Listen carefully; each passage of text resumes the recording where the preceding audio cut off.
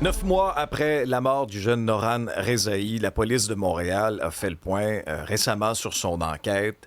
Arrestation, donc, et des accusations, en fait, sur 11 adolescents. C'est ce que le SPVM a confirmé. Là-dessus, on parle de possession d'armes dans un dessin dangereux, attroupement illégal. Mais ça, c'est l'enquête du SPVM, tu sais, sur le avant. Là, il y a aussi l'enquête du BEI, le Bureau des enquêtes indépendantes, sur ce qui a mené à la mort de ce jeune Noran Rezaï. Maître Fernando Belton est avocat de la famille Rezaï. Bonjour, maître. Bonjour. Comment vous avez accueilli cette annonce du SPVM?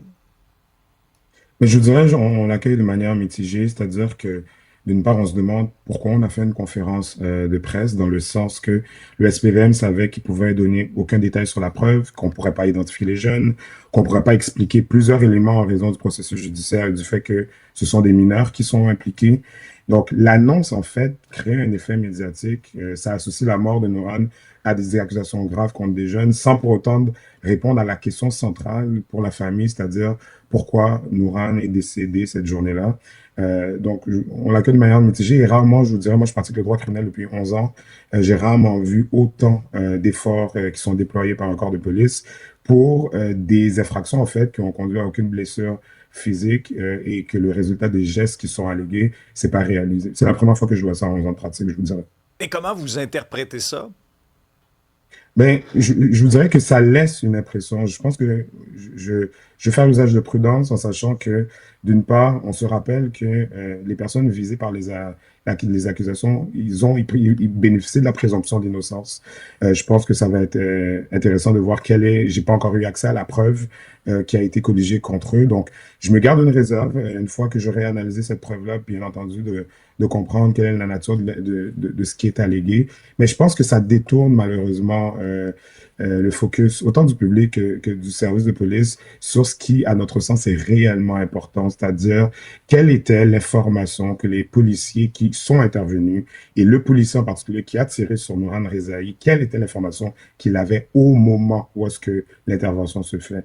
Je pense que c'est ça la véritable question. Puis façon très imagée que je pourrais vous le donner, c'est que si on appelle, par exemple, des pompiers pour venir éteindre un incendie, et lorsqu'ils arrivent, ils ne voient ni flamme ni fumée, mais on s'attend pas à ce qu'ils prennent leur boyau d'arrosage et commencent à asperger un bâtiment d'eau. Donc, je pense que ça nous permet de comprendre que tout professionnel doit s'adapter par rapport à la façon dont une intervention se conduit. Puis principalement, c'est ce qu'on estime qui constitue la faute dans ce dossier-là. C'est ce qu'on plaidera devant les tribunaux. Et parce que ça, c'est le bout de l'enquête effectuée par le BEI, là, le Bureau des enquêtes Exactement. indépendantes. Ouais.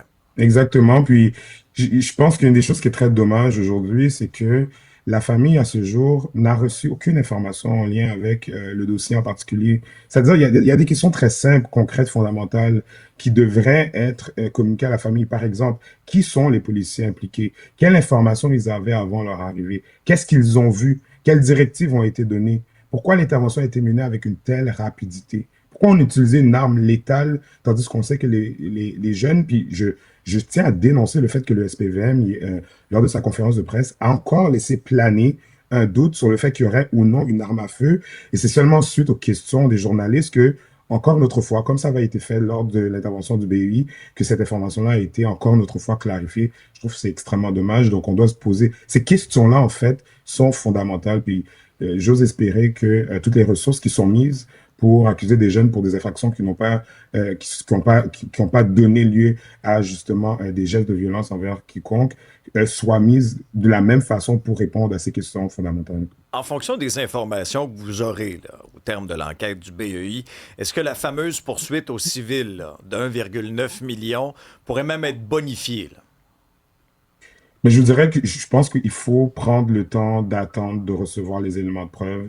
Il y a deux poursuites, une qui concerne la famille de Noran, une qui concerne certains des jeunes qui étaient présents lorsque Noran a été tiré.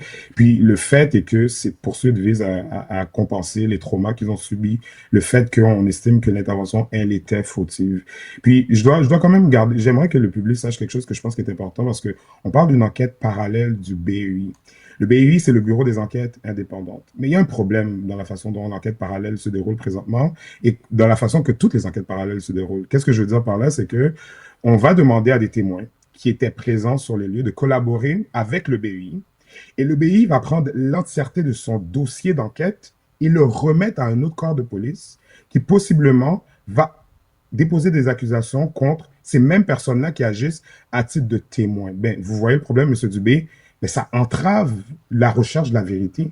Parce que ça met ces personnes-là dans une position intenable. C'est-à-dire que si ces jeunes-là se disent, moi, je veux m'assurer que si le policier a fait une faute, qu'il soit traduit devant la justice. Je dois mettre ma propre sécurité en risque et me retrouver peut-être accusé de quelque chose sur lequel la police va faire enquête Alors, vous par pensez que la ça, suite. ça Comment? pourrait quoi, fausser des témoignages? Ça pourrait altérer des témoignages?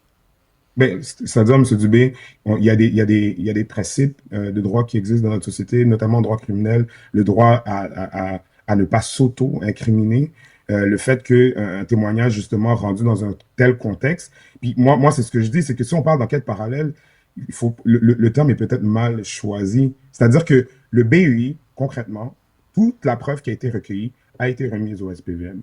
Vous poserez la question à Mme Bishop, la directrice du BI, qui pourra vous confirmer très clairement ce que je dis, parce que c'est l'information qu'on a reçue et on pense que, ben, au niveau de la question de l'indépendance, on se rappelle que le but du bureau d'enquête indépendante, c'est de ne pas avoir des policiers qui enquêtent sur d'autres policiers, mais malheureusement, c'est l'impression que ça donne. Maître Fernando Belton, avocat de la famille de Noran Rezaï. Merci. Merci, au revoir.